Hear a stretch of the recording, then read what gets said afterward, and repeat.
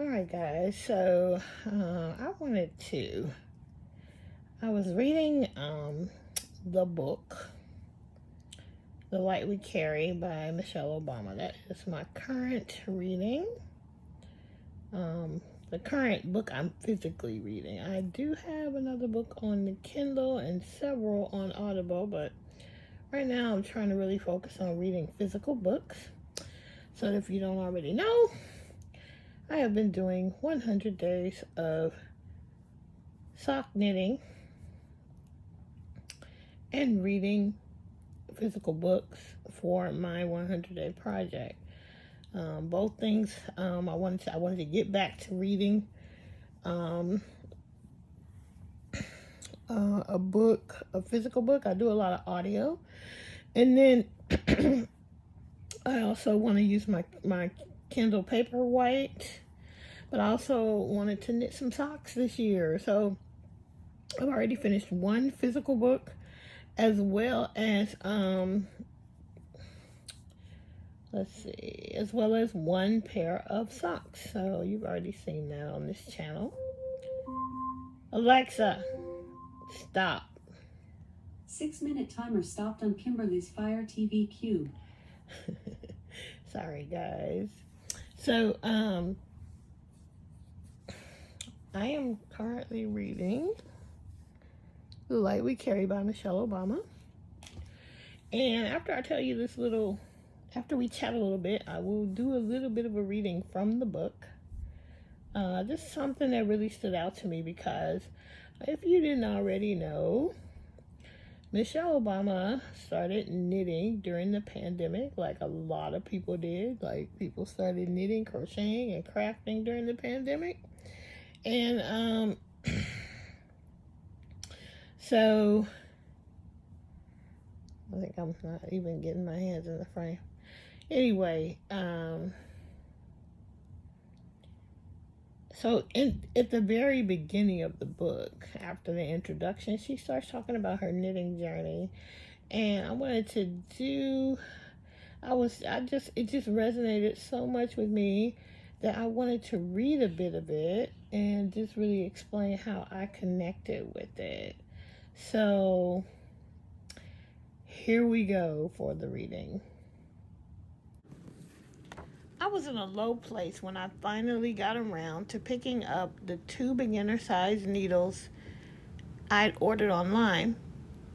I was wrestling with a sense of hopelessness, of not enoughness, when I unrolled a small bit of the thick gray yarn I had bought and looped it over the needle for the first time, securing it with a tiny slip knot before beginning a second loop. I had also bought a couple of books on knitting, but when I looked at them, I had a hard time translating the diagrams on the page to the motion of my hands. And so I moved myself over to YouTube, finding, as one does, a veritable ocean of tutorials and a worldwide community of passionate knitters offering hours of patient instruction and clever tips. Alone on my couch at home, my brain still stuffed with anxiety, I watched other people knit. I began to imitate. My hands followed their hands. We knit and purled and knit. And after a time, something interesting started to happen. My focus narrowed. My mind felt a little splash of ease. In all my decades of staying busy, I had always presumed that my head was fully in charge of everything, including telling my hands what to do. It hadn't really ever occurred to me to let things flow the opposite way. But that's what knitting did. It reversed the flow. It buckled my churning brain into the back seat and allowed my hands to drive the car for a while. It detoured me away from my anxiety just enough to provide some relief.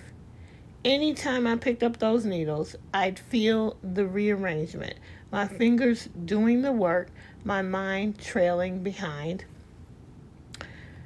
I'd given myself over to something that was smaller than my fear, smaller than my worries and my anger, smaller than the crushing sense of helplessness I felt.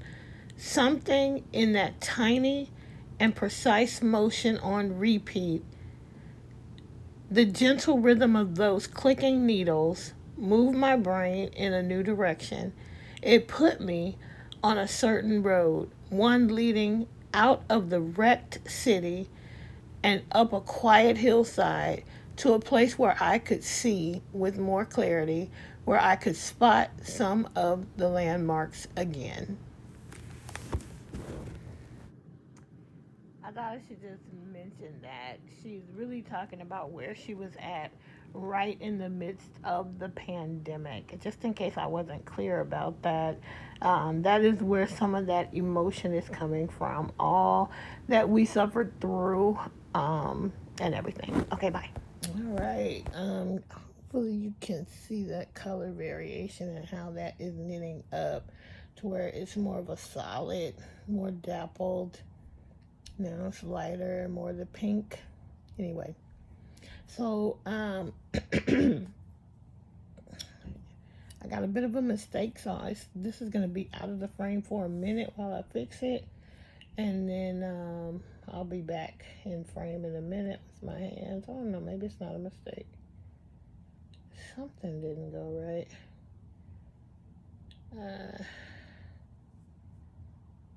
I think,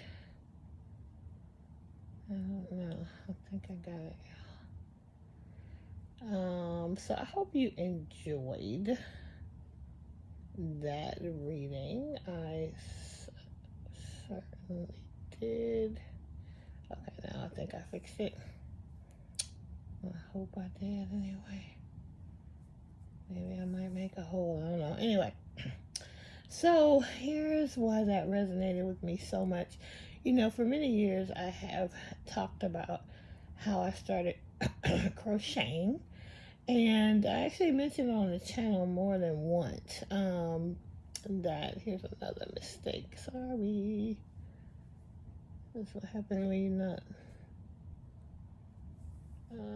So it's not a mistake. I just split the stitch, which is easy to do with these little chow goos. And with a yarn like this that is with the camera. I don't know if you can see. Where's the camera? Where's the green light? Can you see that? Okay, there you go. It's twisted, so it's easy to split that kind of yarn. Anyway, so I had been trying to learn how to crochet for years. I am a self-taught knitter. You know, meaning I never took class. I didn't have a grandmother who taught me or anything like that. I did learn a lot on YouTube later, but when I started, there was no YouTube. So,